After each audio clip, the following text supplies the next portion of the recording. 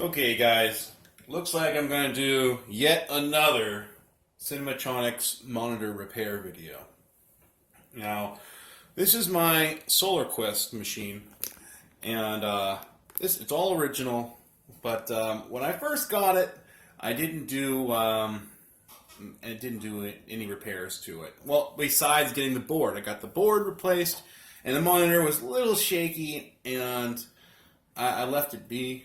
And one of these days I'll get back to it. Well, this is that day. Now, unfortunately, the screen's totally blank. But I can hear deflection chatter, so that's great. But yeah, this is the side of this thing. Now, you know what? This has an interesting story with this Solar Quest. First off, I love Cinematronics vectors. I love them. But anyways, let me tell you the story about this Solar Quest. I bought, let's say, I've had this for a while now. Let's say 5 years ago.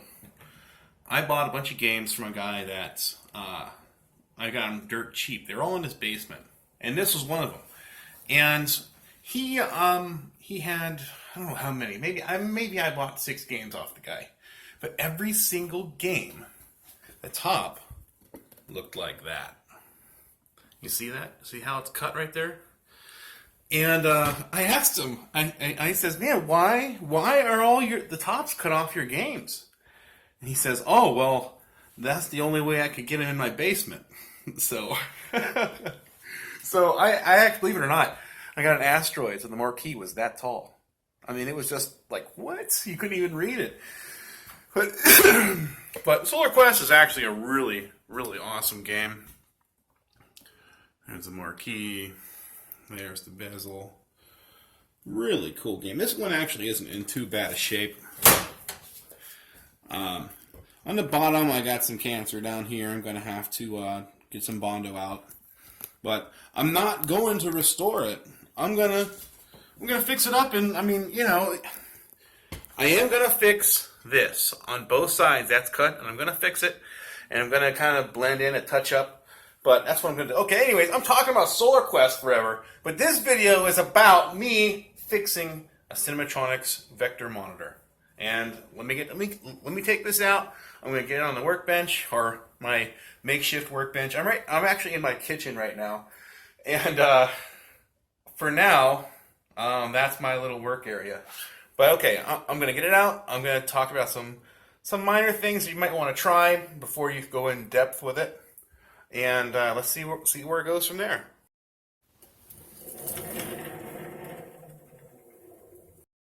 Okay, so far I've taken it all apart, and I went over any random soldering joints, but to be honest, it's not a soldering joint problem.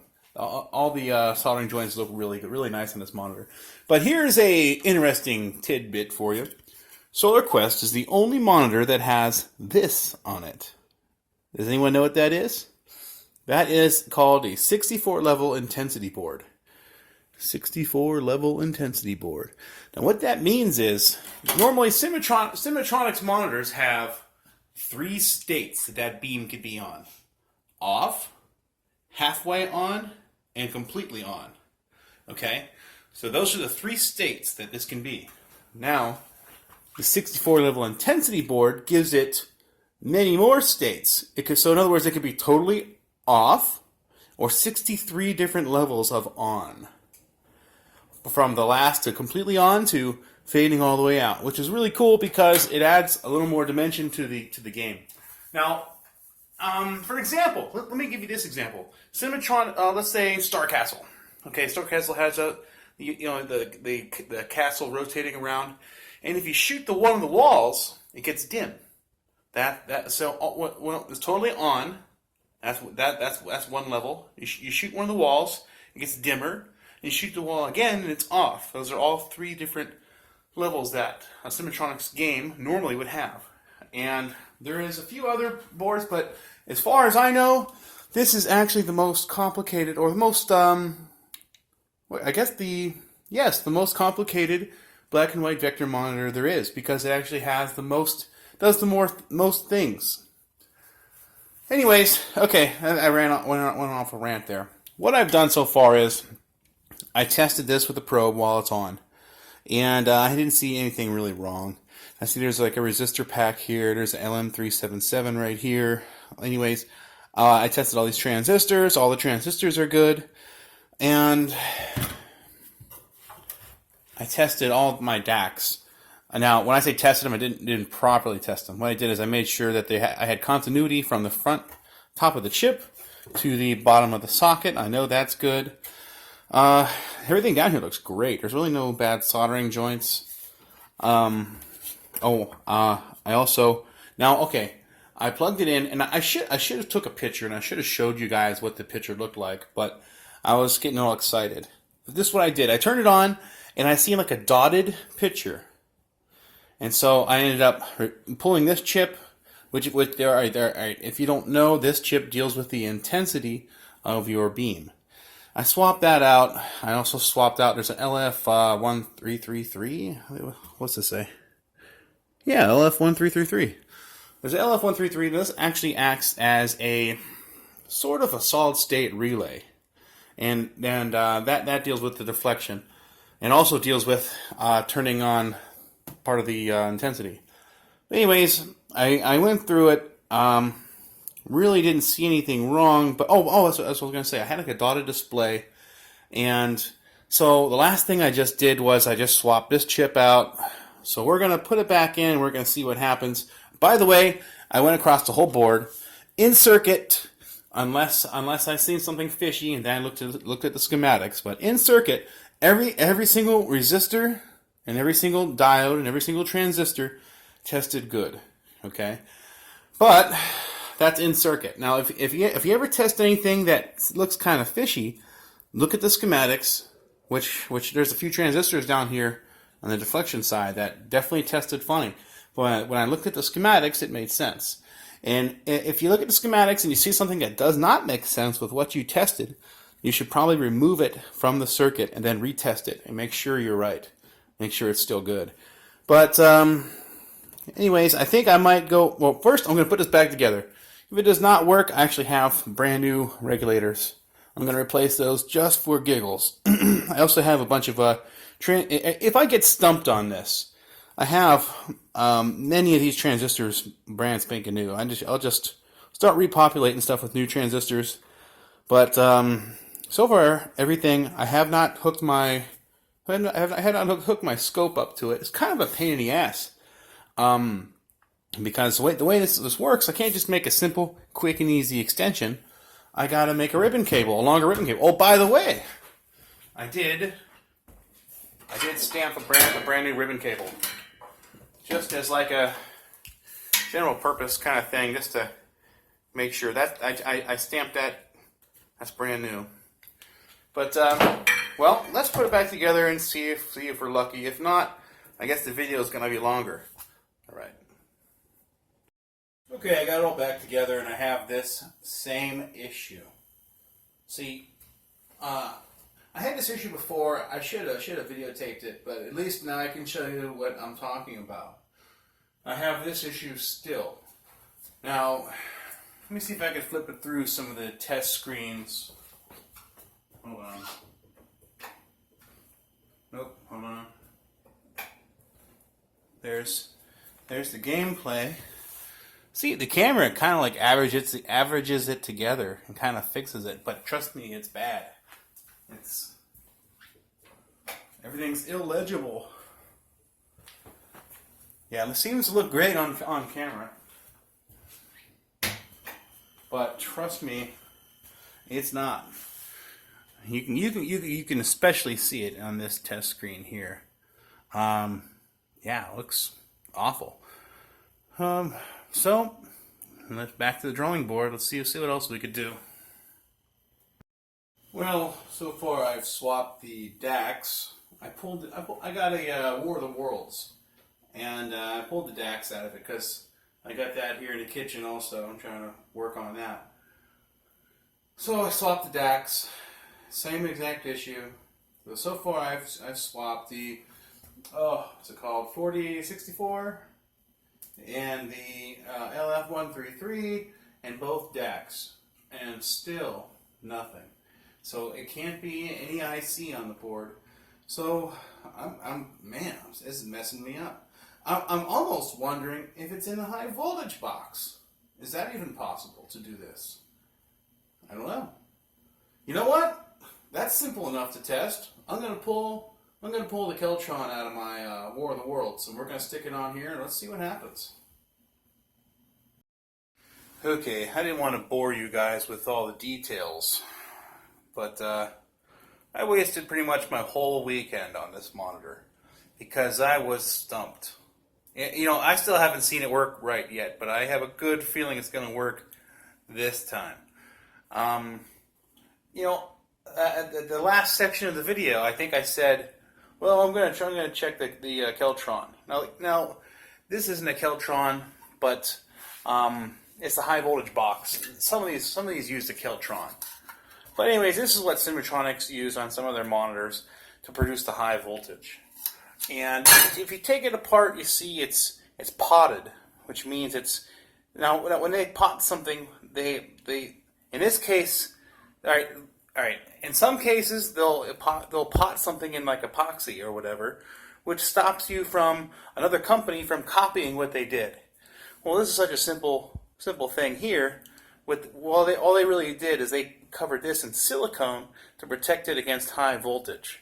So, in other words, they packed all the parts real nice and tight in there, and they just packed it with silicone. Well, I told myself up and down, it can't be the high voltage. It can't be the high voltage. Can't be. So I was looking at the intensity schematics, spot killer schematics, everything. Well, I guess I lied to myself because I'm pretty sure this is going to do it. Look at this cap. It rotted clear out on the bottom. Now this is a, what is it? 160 volt at 10 microfarad. Now, I haven't looked into it totally, but it's probably, because I didn't even look at the schematics yet on the high voltage. I looked at everything else. But this is probably what smooths out my 90 volts. You see, on the monitor, you have 90 volts. And about 90 volts turns on your gun on the back of the tube. And there's different circuits like your spot killer and your intensity and whatever, which controls that 90 volts. You want to switch that 90 volts on and off to turn the beam on and off. And so I'm wasting all my time on here. I'm still talking out my ass. Hopefully, we'll find out. You guys will find out in about a minute. But I'm pretty sure this is going to do it. Let's see. This is literally has taken my whole weekend. This has been the Cinematronics monitor from hell. Let's see what happens. Well, it works. It works. This took my whole weekend, man. I mean, all right. All right. It's 5 o'clock in the morning right now. I gotta be at work at 9 o'clock. So my beautiful wife stuck by with me all the way through. Solar Quest is worth it. So yes. Now this is a test screen you're looking at. Now remember I said this is a 64 level intensity monitor. So all the way to the left, you see the bright, that's the absolute brightest it can be, and all the way to the left is the absolute dimmest it can be. Now, I set it a little high because I kind of like bright vectors, you know. But Kelly, hit that button to go into the next test screen, and there's my test screen. Thank God, it's beautiful. Hit the button again. You gotta hit it. There you go, and there it is. Now, this is on free play, so you're not going to see all the cool stuff. Now, I'm going to put it back in, come on, focus, camera. Anyways, I'm going to get it in the Solar Quest cabinet, because it's just over here where I was just testing stuff. It's easier to hook it up over here. I'm going to put it in the Solar Quest cabinet, and I'm going to play a game of Solar Quest. This is a big deal for me. Well, this is Solar Quest. If you notice, you see these vectors changing intensities, although I'm on a different screen now. But let me coin up and I'll show you something that I think is really cool. Now this is once again, it's a 64 level intensity board. So it actually cycles through like the brightness. See how it fades in, fades out? I turned the lights off here to try to capture some of the vectory goodness here. But, you know, all right, I'm going to play a game, and if you haven't seen Solar Quest, check it out.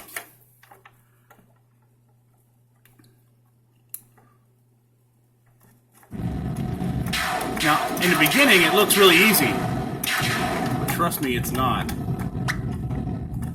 I hope I'm getting this good on the camera. Oh, jeez. Right off the bat.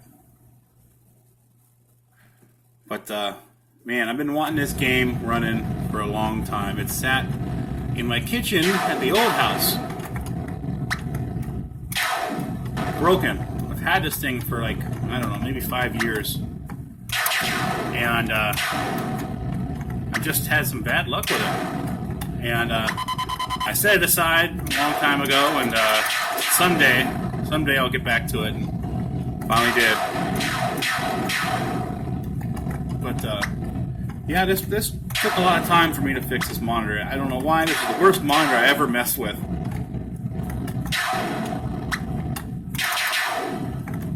But eventually these things get smarter.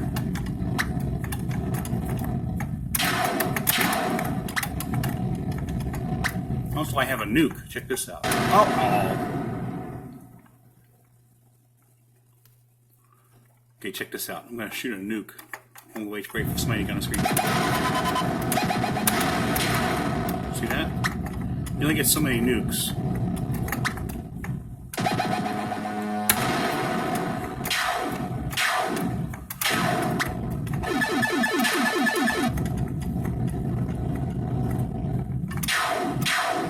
But guys, if you like arcade stuff, if you like seeing me make videos, subscribe. There's always gonna be more to come. Every couple weeks, I'm probably, you know what? Every week I'm probably gonna have at least 2 videos. I've been going at that rate now lately. But yeah, subscribe. Check out what I have, and you know, maybe you might find something you like. If you're obsessed with arcade machines like I am, it's a good channel to check out.